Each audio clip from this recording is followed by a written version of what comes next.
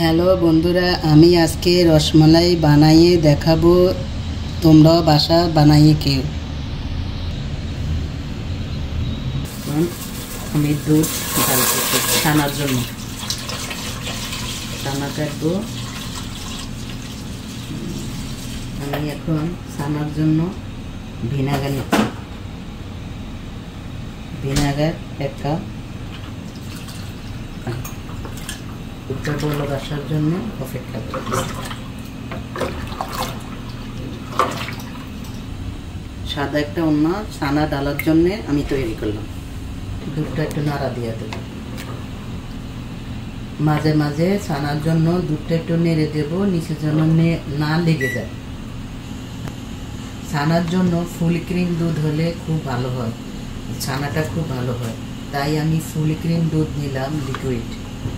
আমার দুধে বলক চলে আসছে। আমি এখন চুলাটা বন্ধ করে দেব।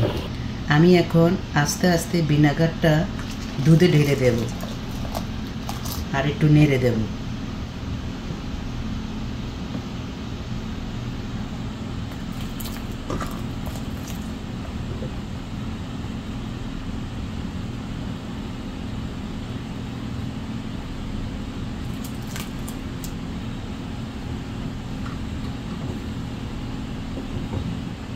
সবুজ পানি যখন চলে আসে ছানা কেটে, তখন আমি ছানাটা ঢেলে দেব।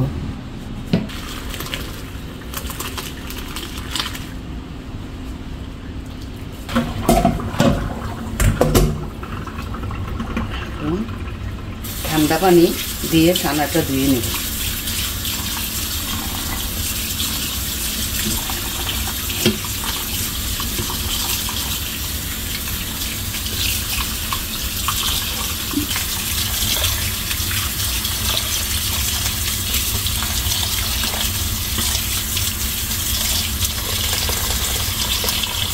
ছানাটা এভাবে দেখবেন ভালো হয়েছে কিনা।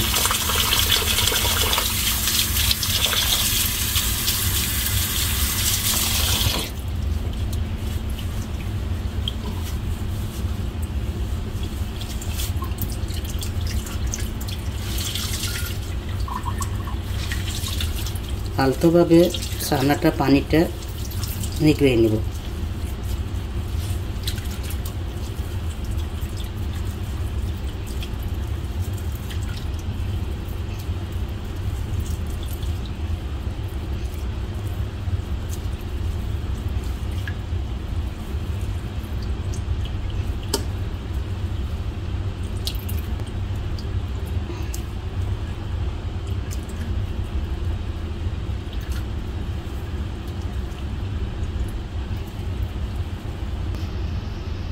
আমি 1 ঘন্টার জন্য ছানাটা রেখে দেব ঝুলিয়ে।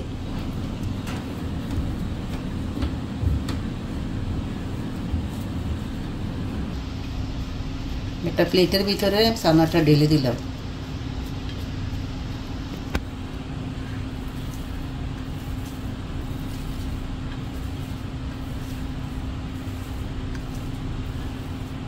আমি মালাইয়ের জন্য দুধ পাতলি ঢেলে দিলাম। ভালো করে ময়ান করে রসমালাই সাইজে রসমালাই বানাবো।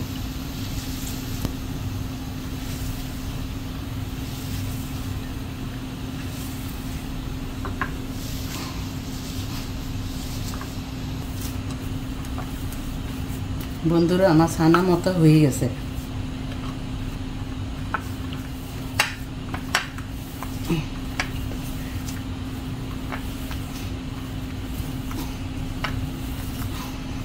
হাতে ঘি মাখিয়ে নিলাম। কোন রসমালাই শেপে বল করে নেব।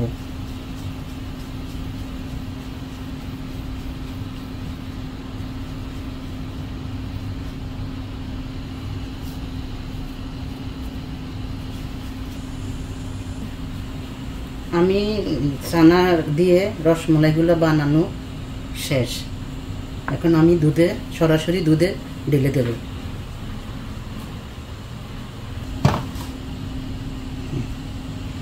রসমালাইয়ের গোল্লাগুলা দুধে ঢেলে দেব। দুধে দিয়ে দিলাম মালাইগুলো।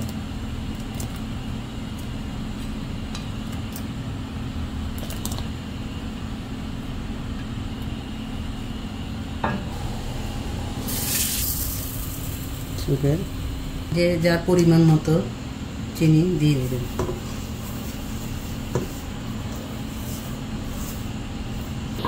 দশ মিনিটের জন্য ঢেকে দিলাম। এখানে একটা ছিদ্র থাকে, ছিদ্রটা লবঙ্গ বন্ধ করে দিলাম। 10 মিনিট পরে ঢাকনাটা তুলে দেখলাম, বন্ধুরা আমার রসমলাইটা অসাধারণ হয়েছে, ফুলে টইটম্বর হয়ে গেছে। আমি পারতাম আলাদাভাবে চিনি শিরাই দিয়ে এটারে বয়েল করে নিতে, কিন্তু আমি তা করিনি, ইজিভাবে দেখাইলাম বন্ধুরা। সরাসরি দুধে আমি মালাইটা মানে রসমালাইয়ের জন্য যে মালাইটা করছি ওইটা আমি ঢেলে দিয়েছি সরাসরি, মানে ইজি। আবার ডেকে দিলাম 5 মিনিটের জন্য। বন্ধুরা 5 মিনিটের পর আমি আবার ঢাকনা তুলে দেখছি। মাশাআল্লাহ, দেখো বন্ধুরা, মাশাআল্লাহ, অনেক সুন্দর হয়েছে। তোমরা এইভাবে বানিয়ে খাবা, তোমার বাচ্চাদের খাওয়াবা। বন্ধুরা আমার রসমলাই হয়ে গেছে। আমি এখন 2 ঘন্টার জন্যে ঢাকনা দিয়ে ডেকে সাইডে রেখে দেব। 2 ঘন্টার পরে আমি আবার দেখাবো যে কী রকম হয়েছে। বন্ধুরা আমার রসমালাই যদি তোমাদের ভালো লাগে তাহলে তোমরা আমার চ্যানেলের লাইক এবং সাবস্ক্রাইব করে দিবে।